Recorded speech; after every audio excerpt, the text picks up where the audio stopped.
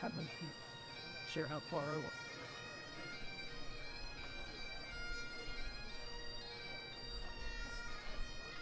I'm quite sure about it.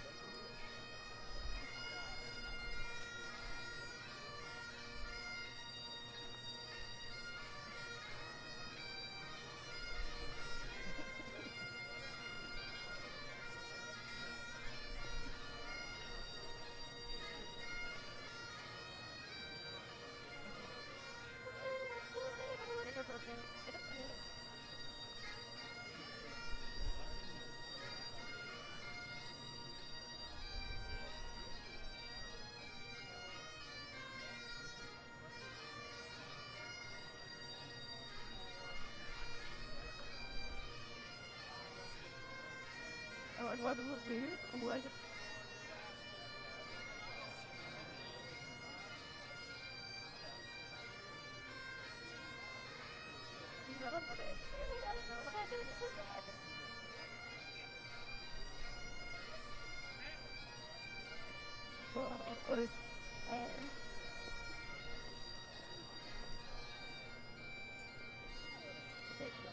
Oh, hurry up. I just watched it.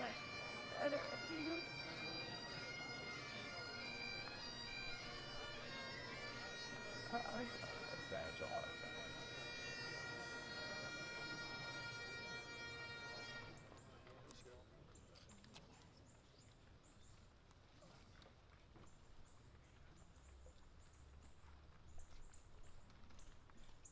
Would all those who are able please rise for our invocation and the singing of our national anthems. Let us pray.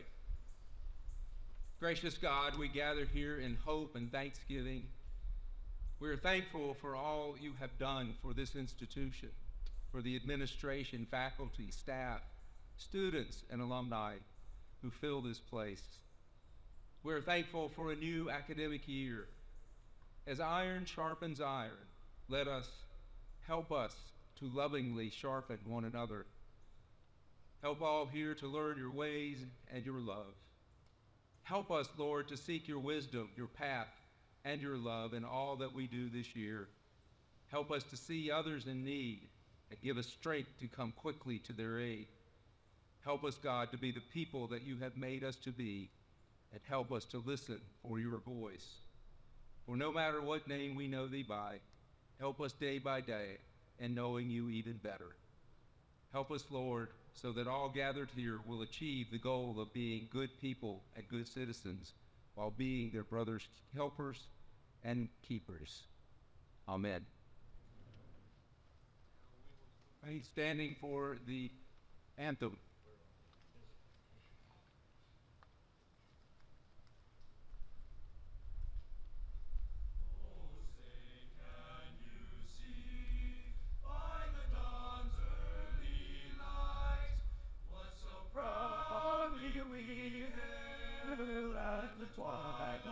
Last gleaming, whose rust stripes and bright stars through the perilous ice, o'er the ramparts we watched, were so gallantly streaming, and the rockets the bombs bursting there, gave proof through the night that our flag was still there.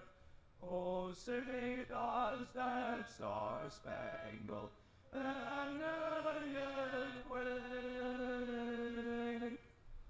for the land of the free and the home of the brave.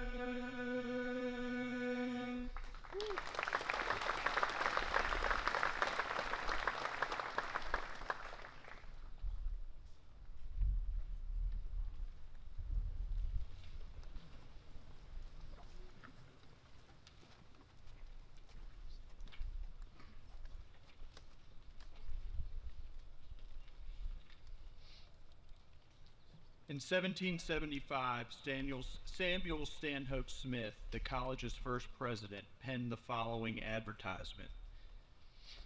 By the generous exertions of several gentlemen in this and some of the neighboring counties, very large contributions have lately been made for erecting and supporting a public academy near the courthouse in this county. Their zeal for the interests of learning and virtue has met with such success that they were enabled to let the buildings in March last to several undertakers who were proceeding in their work with the greatest expedition. A very valuable library of the best writers, both ancient and modern, on most parts of science and polite literature is already procured, with part of an apparatus to facilitate the study of mathematics and natural philosophy, which we expect in short time to render complete. The Academy will certainly be opened on the 10th of next November. It is to be distinguished by the name Hampden-Sydney. The system of education will resemble that which was adopted in the College of New Jersey, save that more particular attention shall be paid to the cultivation of the English language than is usually done in places of public education. The public may rest assured that the whole shall be conducted on the most Catholic plan. Parents of every denomination may be at full liberty to require their children to attend on any mode of worship which either custom or conscience is rendered most agreeable to them.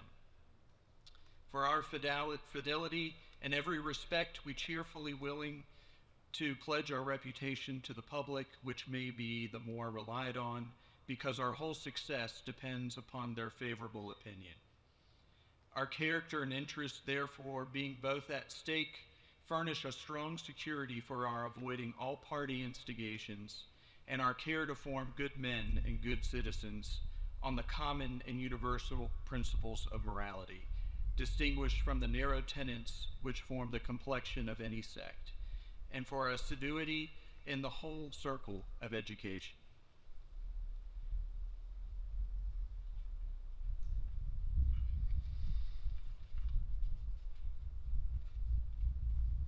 Thank you, Dean Pantelli, and welcome.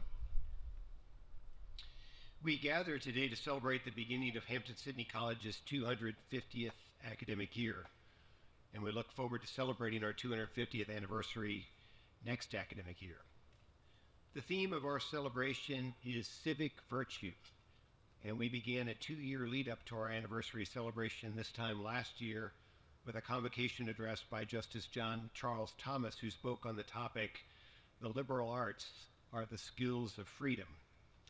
He made the important point that the word liberal in liberal arts does not refer to a political persuasion or point of view, but rather it refers to liberty. The liberal arts are what people need to know and practice if they are to be a free people capable of self-government. Then during Founders Day celebration last year, Christy Coleman, Executive Director of the Jamestown-Yorktown Foundation, spoke to us about why we celebrate anniversaries. And it is this topic that I want to speak to this afternoon in this welcome. 250 years is a remarkable milestone, but we don't celebrate this college because it is old. We celebrate this college for the important work it has done, continues to do, and will do in the future. And above all, we celebrate our 250th anniversary because of the ongoing relevance of the college's mission, values, and commitments. Hampden-Sydney's founding resulted from the fortunate convergence of two groups.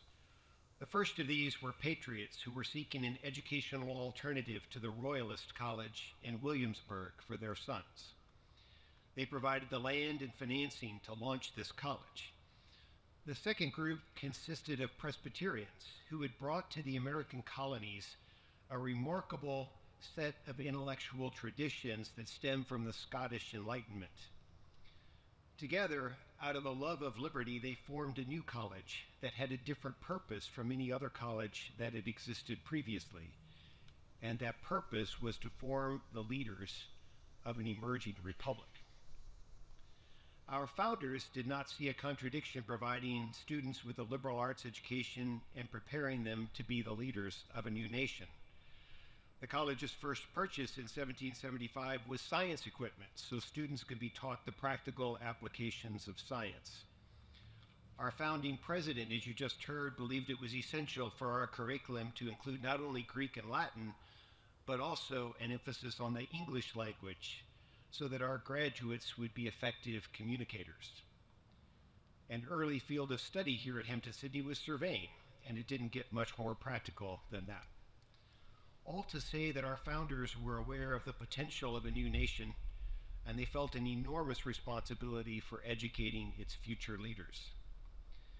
To this end, our college's founders, like our country's founders, believed that through education and learning, we humans could become capable of channeling our abilities, talents, and skills in ways that will serve the public good. Like the ancient philosophers who had studied the Greek and Roman republics, our colleges and our country's founders believed that sustaining a republic would require virtue or public spiritedness, a willingness to put public interest before personal interest. So convinced were they that civic virtue was essential to their experiment in representative government that we see John Adams in a letter to a friend written in early 1776 asking whether there's public virtue enough to support a republic. And on the eve of the Constitutional Convention in 1787, Benjamin Franklin, writing that only a virtuous people are capable of freedom. And in his farewell address, President Washington reminding the nation that virtue is the necessary wellspring of popular government. This emphasis on civic virtue is just as important today as it was at the time this college was founded. Many of you have heard me quote a former president of Swarthmore College who said, "It is not enough to develop intellect, for intellect by itself is essentially amoral, capable of evil as well as good." And he goes on to say, we must develop the character which makes intellect constructive and the personality which makes it effective. I believe that Hampden-Sydney develops character which makes intellect constructive, and the personality which makes it effective better than any college or university in the world. But exactly how do we form good men and good citizens here? How do we fulfill our important essential mission? I just noted that intellect is not enough, but it is essential. We must study what the ancient and Enlightenment philosophers and what other cultures have to say about virtue. We must study and seek to learn from the past. We must have a deep appreciation for human nature and also understand the forces of scientific inquiry and commerce. We must become articulate and even eloquent. But we also form good men and good citizens by learning to use and channel intellect. We must develop the ability to keep an open mind and to be open to new knowledge and perspectives, to hear what others have to say, to avoid the haughty dismissal or denigration of ideas with which we disagree, to seek to understand before we seek to be understood. I frequently ask our seniors, what are they taking from this college as they graduate? And it's gratifying to hear that they often reply, the ability to talk with anyone about anything. That is both a skill and a gift to be treasured, and a wonderful reflection on our faculty in this college. We also believe student self-government is essential because we want you, our students, to learn to take on significant responsibility and to be accountable for your decisions and the consequences of your actions. We want to model for students a more perfect union so that when you students go out into the world, you will want and work to make your workplaces, families, communities, and our country that more perfect union. And in everything we do, we want to develop and foster in every Hampden-Sydney student a sense of agency, that you students have an important purpose, and that you have within your grasp the ability to accomplish great things. Being a Hampden-Sydney student means something much more than just being a college student. We want Hampden-Sydney students to embody all of the best that young men can be and do. This is not just important and noble work. This is transcendent work. This is work that is more than just a job. It is a mission that separates, elevates, and makes distinctive a Hampden-Sydney education. It is the most important project in higher education. Okay, it's now my pleasure and privilege to inaugurate the good men and good citizens who have been elected to serve in our student government. So please stand as I call your names or remain standing until I administer your oath of office. Will the executive student leaders please stand as I call your name? Andrew W. Blankenship, President of Student Government. Sam R. Dietrich, Chairman of the Student Court. Evan Modak, Chairman of the Student Senate. Brandon R. Finch, Secretary Treasurer of Student Government. Connor Ketson, Chairman of the College Activities Council. And now, members of the Student Senate, please stand as I call your name. Seniors, Forrest W. Marsh. Juniors, Eric Wills C. General. Owen F. Fallon. William F. M. Daniel. Sophomores, Khalifa A. Sirleaf. John L. Barnes. Peyton B. Lambert. And members of the Student Court, please stand as I call your name. Seniors, Connor J. Bonds, William R. Gardner, Patchy L. Reisinger. Juniors, Cooper B. Daniels, Clayton B. Mullen, Owen B. Williams. And sophomores, Jackson C. Burr, Tucker W. Smith, and Joseph M. Weinstein. And finally, members of the College Activities Council, please stand as I call your name. William M. Shepherdson, Henry W. Singleton, Jack O'Farrell Wright. Juniors, Edward G. Allen, Isaac P. Drummond, Will R. Rosenfeld, and sophomores, Mason C. Brooking, Alfred L. Smith, and Pierce W. Strubhar. Will you please raise your right hand and repeat after me? I do faithfully promise to execute to the best of my ability the duties entrusted to me to the office of which I have been elected at Hampden-Sydney College. Congratulations, and thank you for serving. You can be seated now.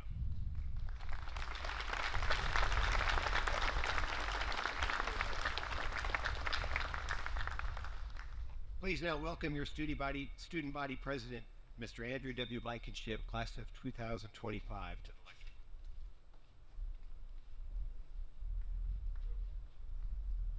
Good afternoon. I'd like to welcome each and every one of you as we return to campus for the 2024-2025 academic year. To the class of 2028, you've made your decision to take a path walked by very few men, and by signing our honor code, to continue a tradition of high standard that has now lasted almost a quarter of a millennia. Those who came before you hold this place dear to their hearts, and I hope you will soon discover that same love. The continued strength of our brotherhood rests in your hands. Do not take this responsibility lightly. Over the years, you will encounter hundreds, if not thousands, of little moments that will determine the strength of your character and what type of man you are. These moments span from picking up some litter during your walk to class, all the way to helping a friend during a time of crisis.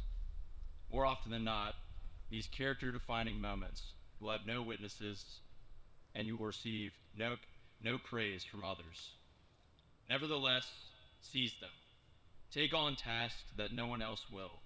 Speak your mind in a room full of others who might disagree, and always be present to support your brothers, because I promise they will be there for you. In the classroom, we all have the privilege of learning from our talented professors. Do not take them for granted. I often hear others say, "I made it to class today," as if they had accomplished something. Great, you've done what is expected of you. Now, what will you do that is unexpected? I've seen many students sit through an entire semester without saying a word during class discussion. Other students stare at their laptop screen as if whatever is on there is more important than world-class instruction from highly talented educators. This infuriates me. And I hope many of you share the same feelings. Not only are you disrespecting your professors, but you're also taking away from the education of those around you. This year, I will challenge all of you to identify these individuals and try to turn their minds back to what is important. The education of a Hampden-Sydney man is what sets us apart from others and opens doors that are otherwise inaccessible. Forge your education into a spear to take the offensive, a shield to protect yourself and others, and into a hammer to build something greater than yourself. Knowledge without action is worthless, but knowledge with action puts us on a path to wisdom. To my fellow seniors, our time here will be over sooner than we think. Let us take full advantage of the opportunities given to us during this year, and let us exemplify the best values of Hampden-Sydney men, so that those who follow us will have a benchmark to surpass. Thank you to our faculty, the wonderful deans and administrators, and all the other staff who help further our education, keep some of the chaos at bay, and maintain this beautiful campus we're so lucky to call home. I would also like to thank my fellow Hampden-Sydney brothers for giving me the opportunity to serve as your student body president. I'm honored to serve you all, and I promise that I will do the best work that I can to keep the interests of the students at the forefront of all that I do. I hope my words here today will compel some of you to become wiser men with strong character. But words can only go so far. 20 years from now, you'll be more disappointed by the things you didn't do than by the ones you did. So cast off into the unknown with strength and with grace. Dare to know, dare to act, dare to be great. Thank you. Roll Tigers. Thank you.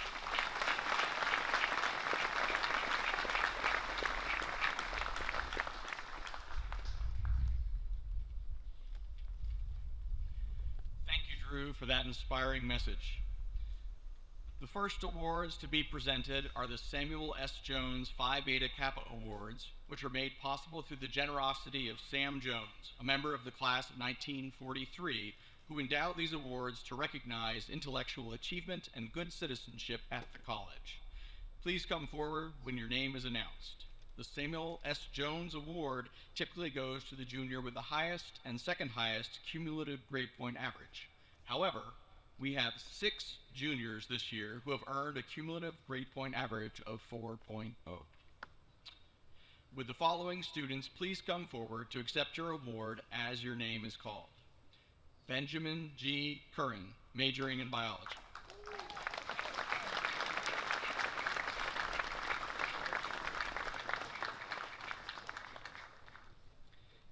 Ethan T. Curran, majoring in biology and minoring in chemistry.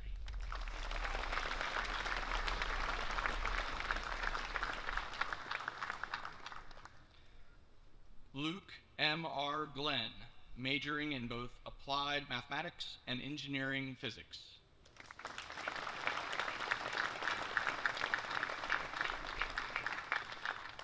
Anson Lackner, majoring in economics and mathematics.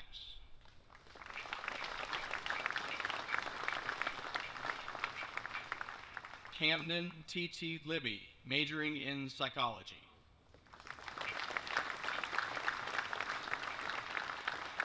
And Cooper W. York, majoring in engineering and minoring in mathematics.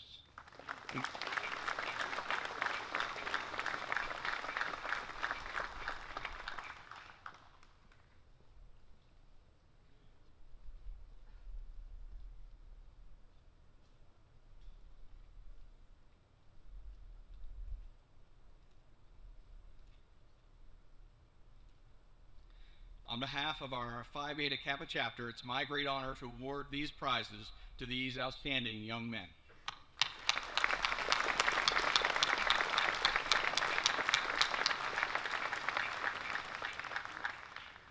We now move to the President's Awards for Academic Excellence. The President's Award for Scholarship and Character is presented to a junior who has excelled in the classroom at Hampden-Sydney and who demonstrates the quality of character that enriches the life of the campus community. The young man to receive this award is heavily involved in many aspects of campus life and has made contributions to the campus community through his academics and involvement with extracurricular life. He is a Wilson Fellow and a member of the Honors Program. In addition to being a Dean's List student, he is the Vice President of the College Activities Council and holds leadership positions in many organizations, including the Fly Fishing Club, the Music Performance Club, Ducks Unlimited, and Young Life. This student is a mentor to many of his peers and frequently serves our community in creative ways, including musical performances where he shares his amazing vocal and instrumental talent. He has excelled through his academic pursuits, having earned a cumulative grade point average of 3.937, and he's a man of high character as demonstrated through his involvement, leadership, and service. Isaac Philip Drummond, please come forward to accept the President's Award for Scholarship.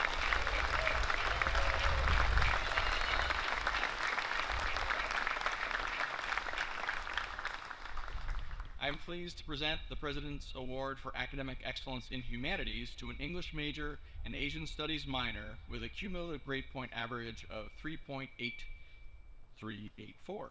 Would you please join me in recognizing the 2024 recipient, Peyton Quinn Zeitler.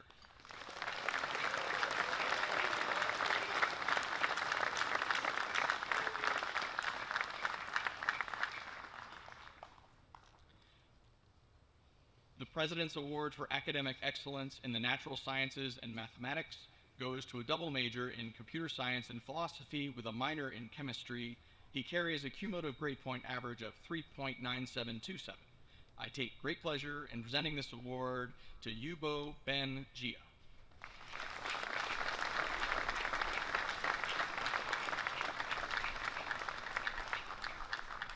I am pleased to present the President's Award for Academic Excellence in Social Sciences to an Economics and Foreign Affairs double major with minors in Leadership in the Public Interest and Spanish.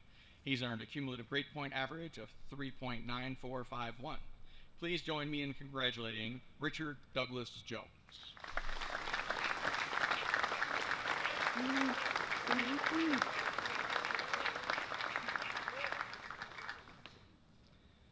The final President's Award, given for overall academic excellence, goes to a mathematical economics major and mathematics and Spanish minors with a cumulative grade point average of 3.9793. Would you join me in recognizing the 2024 recipient of the President's Award for overall academic excellence, William Preston Morris?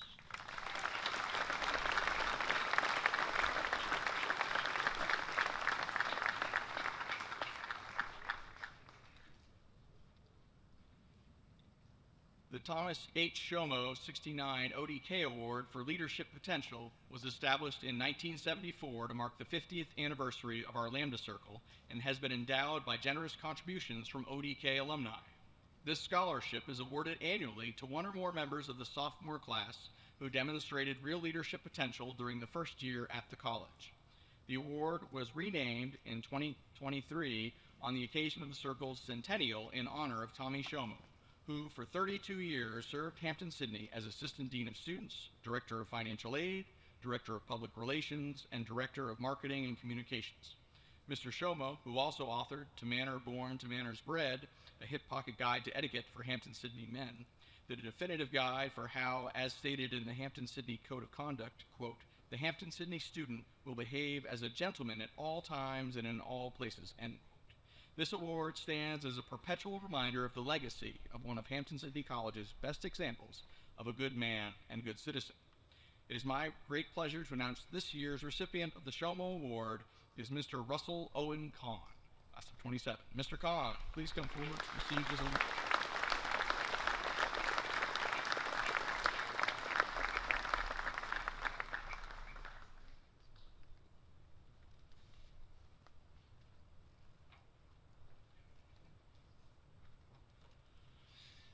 As I noted in my welcome, the overarching theme of our 250th anniversary celebration is civic virtue, the concept from which our college's mission of forming good men and good citizens was born. This year we explore civic virtue in action, so we are grateful to have with us today the Honorable Robert S. Hurt, who embodies the ultimate act of civic virtue, selfless public service to advance our republic. Robert Hurt grew up in Chatham, Virginia, and graduated from Hampden-Sydney in 1991. After earning his law degree, he returned to Chatham to practice law.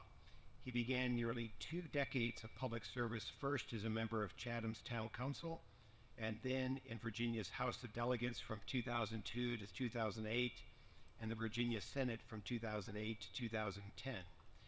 From 2011 to 2017, he represented Virginia's 5th Congressional District in the United States House of Representatives.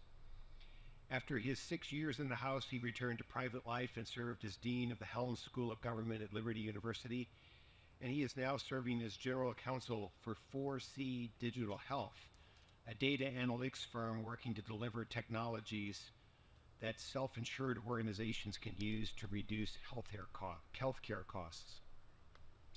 In 2019, as we celebrated Hampden-Sydney's 244th anniversary, Congressman Hurt delivered the Founders Day address here on campus. He reinforced the continuing relevance of the values that our colleges and our country's founders considered essential to the mission of our college and the success of our republic.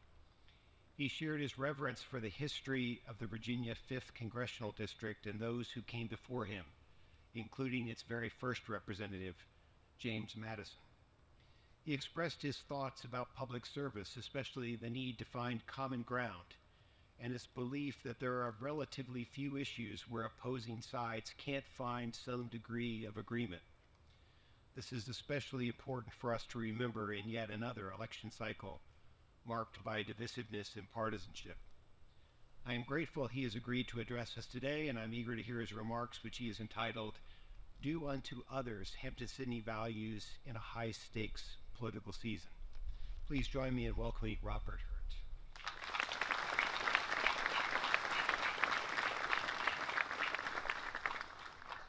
Good afternoon.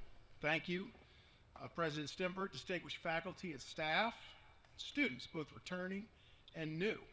It is an honor to be invited back to Hampden-Sydney to join you on this day to mark the beginning of a fresh and new academic year. Thank you for the invitation. As was noted, I've been here before. In fact, I graduated here on Venable lawn over 30 years ago. I came back here 4 years later when my brother Charlie graduated to this same place. And then fast forward 20 years, I was invited back as a member of Congress representing Virginia's 5th District to deliver the commencement address to the class of 2015. At that time, my son John, then aged 11, came with me and was in the audience with his two brothers during my commencement address. I believe that John slept through my entire speech. Now fast forward to today, it is hard to believe that all these years later, that same son John is now a Hampden-Sydney junior here, along with his first cousin Sam, who is starting his freshman year. So let me begin by apologizing to them because everything they're going to hear today, they've probably heard at least 100 times. Let me also take a moment to thank President Stempert and the Board of Trustees here at Hampden-Sydney for successfully guiding this great institution during a time of significant challenge and for remaining devoted to Hampden-Sydney's founding values. Likewise, I want to recognize each member of the faculty and staff for your commitment to each of the students that you will be working with through this upcoming academic year to help form them into good men and good citizens. Thank you for your important work. Stempert said earlier this summer, he called and asked me if I would be interested in participating in the program that he was putting together for today. He went on to say that with the contentious election season coming up in November, he believed that my perspectives on the importance of civic virtue, which he has described, might be an interesting topic for a convocation address.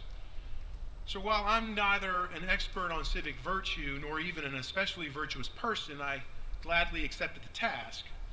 The reason I did is because I've had the opportunity to study both the history of Virginia and the history of America, which I believe is fundamental to the meaning of civic virtue.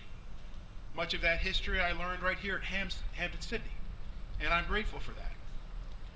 In addition, I've had the honor of serving an elected office at the local, state, and federal levels for over the last 25 years, and that has given me a special opportunity to think critically about what it means to be a civic-minded citizen, to be worthy of the legacy passed down to us by our American founders.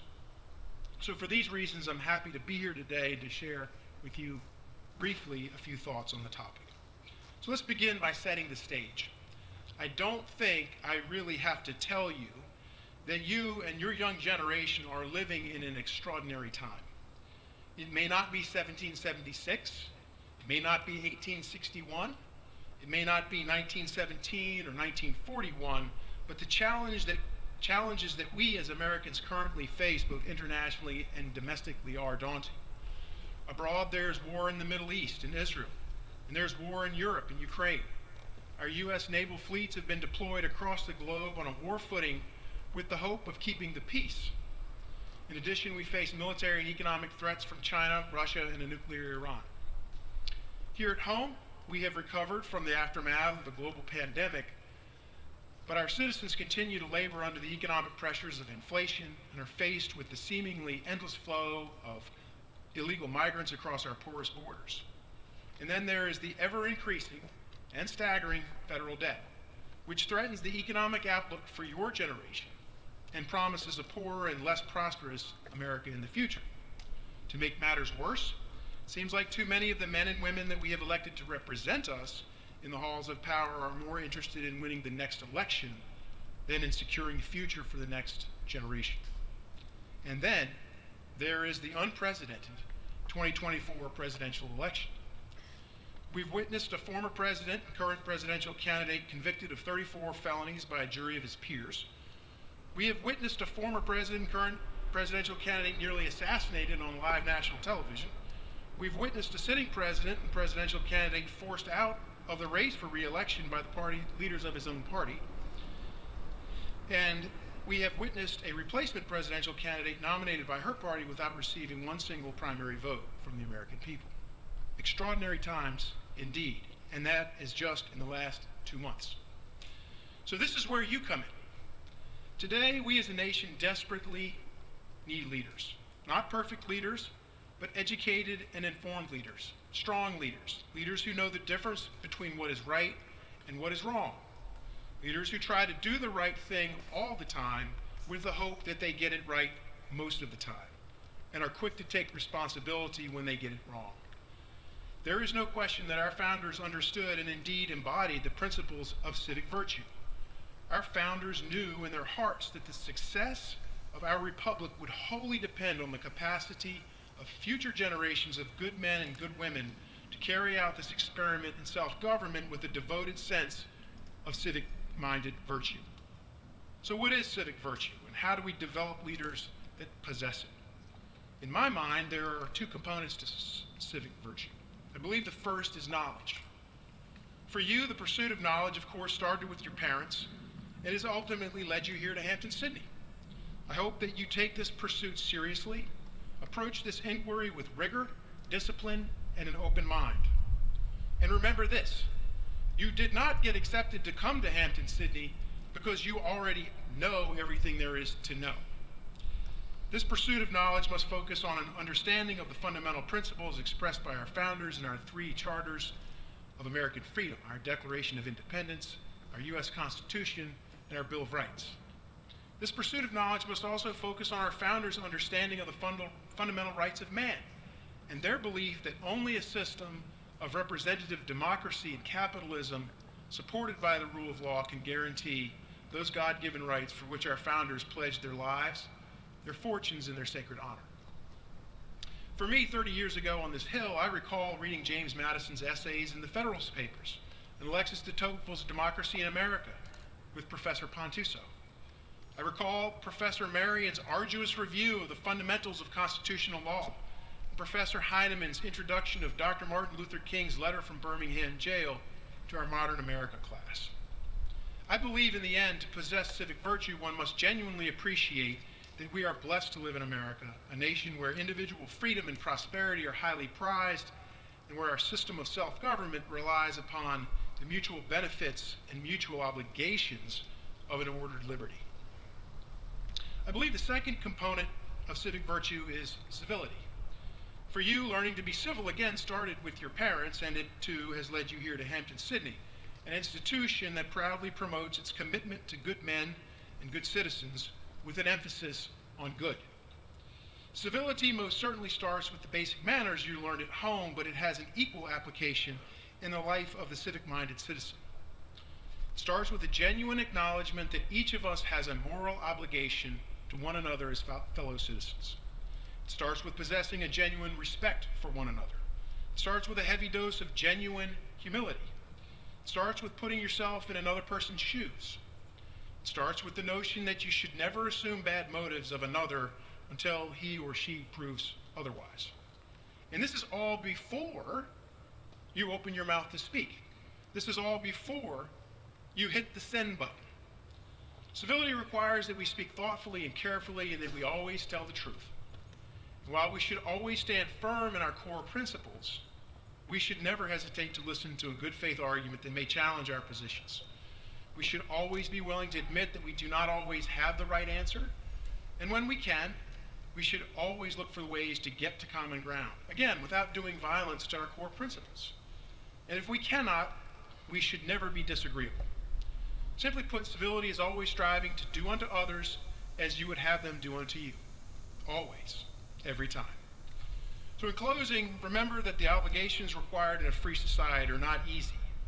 But with good citizens devoted to the principles of civic virtue, the greatest challenges facing our nation can be met, and they will be met. Good luck to each one of you as you set forth on this exciting new year. God bless you. God bless the United States of America.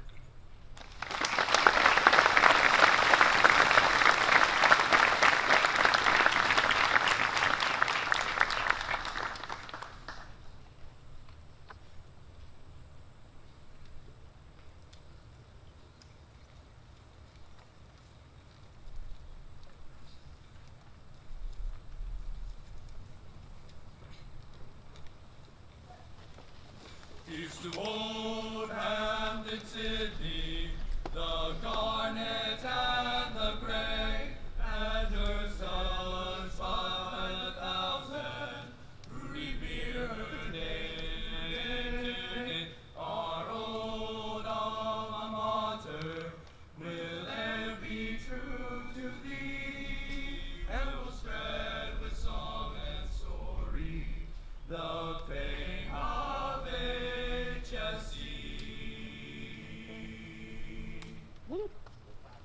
Venable,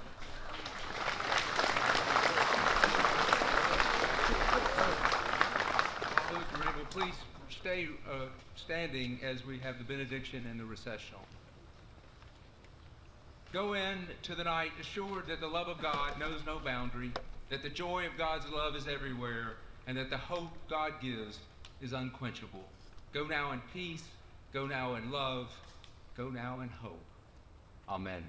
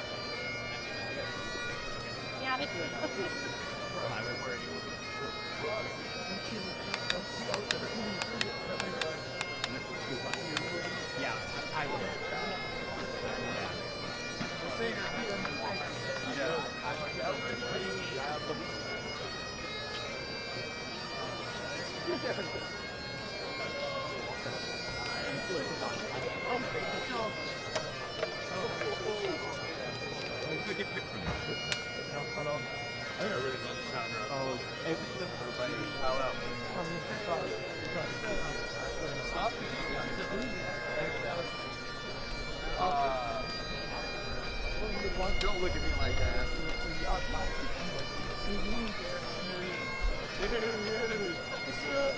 I was literally the only one.